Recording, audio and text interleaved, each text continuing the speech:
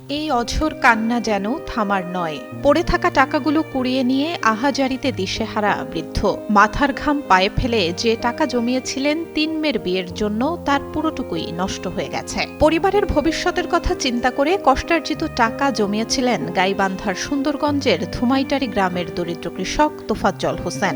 জমি চাষ করে আর বন্ধক রেখে দীর্ঘ ১০ থেকে ১২ বছর ধরে জমিয়েছিলেন ২ লাখ টাকা। তার ঘরের কাঠের আলমারিতেই ছিল টাকাগুলো।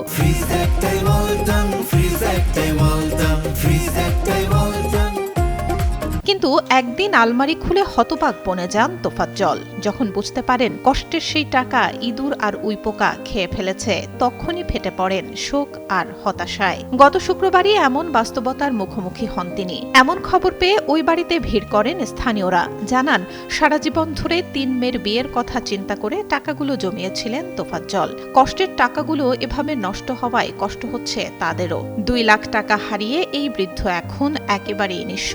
সরকারি দরিদ্র কৃষক পরিবারের দিকে সুদৃষ্টি দেবে, এমনটাই প্রত্যাশা এলাকাবাসীর।